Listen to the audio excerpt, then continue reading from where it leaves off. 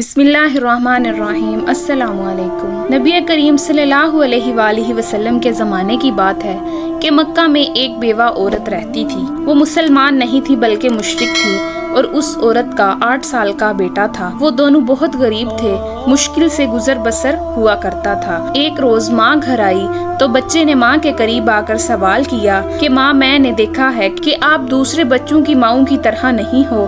ان کے پاس نئے نئے کپڑے ہیں اور تمہارے پاس تو میلے اور پھٹے ہوئے کپڑے ہیں۔ ماں نے بیٹے کی طرف نظر پھیر کر دیکھا، پیار سے اسے اپنے پاس بٹھایا اور کہنے لگی، تو میرا بیٹا اب اتنا بڑا ہو گیا ہے کہ اسے اپنے ماں کے حالات سمجھ آنے لگے ہیں۔ پھر اپنے بیٹے کو سینے سے لگایا اور روتے ہوئے کہنے لگی، بیٹا تمہارا باپ مر چکا ہے اور تیری ماں اب بیوہ ہے اور تو یتیم ہے، اس لیے میرے پاس پہننے کو اچھے کپڑے نہیں ہیں۔ تیری ماں سارا دن لوگوں کے گھروں میں کام کرتی ہے اور جو کچھ بھی آج تک کمایا وہ تم پر لگا دیا ہے۔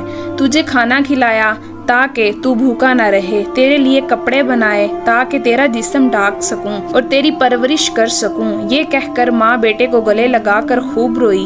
بیٹے نے ماں کو چپ کرواتے ہوئے کہا، ماں تیری چادر پھٹی ہے نا، میں تیرے لیے نئی چادر لاؤں گا۔ ماں نے پوچھا، بیٹا کہاں سے لائے گا؟ تو ابھی 8 سال کا بچہ ہے۔ بچے نے بولا، ماں میں چچا سے مانگ کر لاؤں گا۔ ماں نے کہا، تیرے چچا نے تو تیرے باپ کی زمین پر قبضہ کر رکھا ہے، وہ تجھے چادر کہاں سے دے گا؟ بیٹا بولا، نہیں ماں، میں ضرور جاؤں گا۔ میں چچا سے جا کر کہوں گا کہ میں تیرا بھتیجا ہوں، وہ مجھے دیکھ کر خوش ہوگا۔ میں کہوں گا میں زمین لینے نہیں آیا، بس ماں کے لیے چادر لینے آیا ہوں۔ ماں مسکرائی اور بولی، بیٹا تجھے پتا بھی ہے کہ وہ بہت دور رہتا ہے، تو 8 سال کا بچہ ہے، کیسے جائے گا وہاں؟ بچے نے اطمینان سے جواب دیتے ہوئے کہا، ماں تو فکر نہ کر، میں سب پتا کر چکا ہوں۔ ماں نے بیٹے کو چچا کے پاس جانے کی اجازت دے دی۔ بیٹے کو نہلایا، صاف ستھرا لباس پہنایا، بال سنوارے، خوشبو لگائی اور چچا کی طرف روانہ کر دیا۔ بچہ پیدل چلتا ہوا چچا کے مکان میں جا پہنچا۔ جا کر دیکھا کہ چچا اپنے ساتھیوں کے ساتھ بیٹھا شراب پی رہا ہے۔ بچے نے ادب کے ساتھ چچا کو مخاطب کرتے ہوئے کہا۔ چچا نے مڑ کر دیکھا اور کہا، تو کون ہے؟ بچہ بولا، میں آپ کا بھتیجا ہوں، میں آپ سے ماں کے لیے چادر لینے آیا ہوں۔ چچا کے سامنے اس کا 8 سال کا بھتیجا کھڑا تھا، لیکن سوائے اس کے چچا اس کو پیار کرتا بلکہ اس نے بچے کو مارنا پیٹنا شروع کر دیا۔ بچاؤ بچاؤ کہہ کر وہ بچہ چیختا چلاتا رہا، اتنا مارا کہ وہ بچہ لہو لہام ہو گیا، صاف ستھرے کپڑے خون سے بھر گئے۔ چچا نے بھتیجے کو تھپڑ مارا، کھینچا، جھنجھوڑا اور بچہ دور جا کر گرا۔ وہ بچہ مشکل سے اپنی جان بچا کر بھاگ گیا۔ ادھر ماں کا دل بے چین ہو گیا، وہ اپنے بیٹے کی خاطر گھر سے نکل پڑی۔ یہ صرف ماں اور بیٹے کا پیار تھا، ابھی بیٹا ماں تک نہیں پہنچا تھا کہ ماں اس کے لیے بے چین تھی۔ بچہ روتے ہوئے گھر جا رہا تھا کہ راستے میں ایک آدمی نے روکا اور پوچھا کہ یہ حال کیسے ہوا؟ بچے نے سارا ماجرا بتایا کہ میں چچا کے پاس ماں کے لیے چادر مانگنے گیا تھا اور چچا نے مجھے مارا۔ اس راگیر نے کہا، سنو، خانہ کعبہ میں جاؤ، وہاں تمہیں محمد صلی اللہ علیہ وسلم ملیں گے، ان سے اپنی ماں کے لیے چادر مانگنا، وہ ضرور دیں گے۔ بچے نے آنسو پونچھے اور گھر کی طرف چل دیا۔ بچہ ماں کے پاس گیا تو بیٹے کو اس حالت میں دیکھ کر اس کی ماں بے حد روئی اور اسے گھر لے آئی اور گھر لے جا کر اسے نہلایا، خون صاف کیا اور زخموں پر مرہم لگایا اور کہا، میں نے تجھے منع کیا تھا نا کہ چچا تجھے کچھ نہیں دے گا۔ بیٹے نے کہا، ماں اب میں کسی اور کے پاس جاؤں گا، اگر مجھے اجازت دو وہ مجھے ضرور چادر دیں گے۔ ماں نے کہا، بیٹا کون؟ بیٹا بولا، محمد صلی اللہ علیہ وسلم۔ ماں نے بیٹے کو دھکے سے پیچھے کیا اور بولی، اب اس گھر میں محمد کا نام نہیں لیا جائے گا، تمہیں پتا ہے کہ وہ جادوگر ہیں، وہ شاعر ہیں، مجنوں ہے، تو اس کے پاس ہرگز نہیں جائے گا۔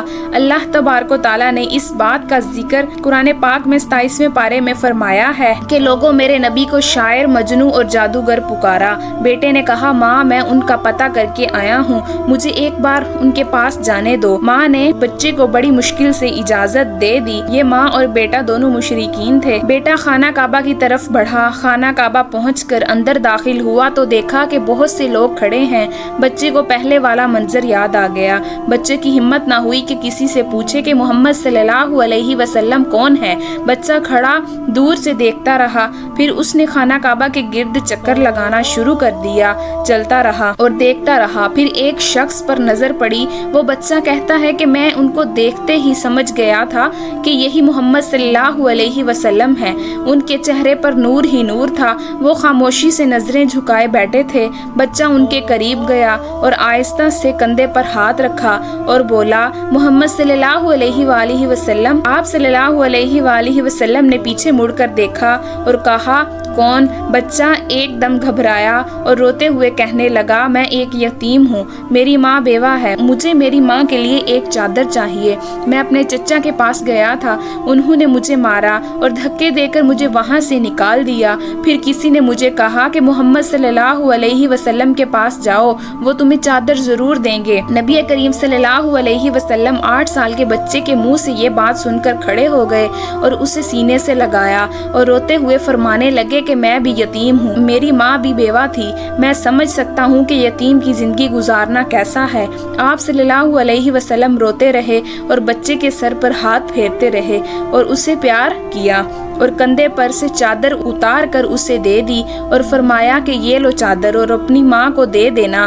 फिर फरमाने लगे कि बेटा, अगर इसके बाद कुछ भी चाहिए हो तो मेरे पास आ जाना, मैं तुम्हें जरूर दूंगा। सुभान अल्लाह। अल्लाह तबारक व तआला ने इस बच्चे को उसकी माँ के लिए दुनिया की सबसे खूबसूरत चादर अता फरमाई और इस वाक़ये से माँ और बेटे की मोहब्बत का तो पता चलता है, साथ ही साथ हमारे नबी करीम सल्लल्लाहु अलैहि वसल्लम का हुस्न सलूक भी तो मालूम होता है, जो ये नहीं पूछते कि मांगने वाला मुसलमान है या नहीं, कलमा पढ़ता है या नहीं, बल्कि सिर्फ इंसानियत के रिश्ते से ही इतने प्यार और मोहब्बत के साथ मिलते हैं। यही हमारा दीन हमें सिखाता है।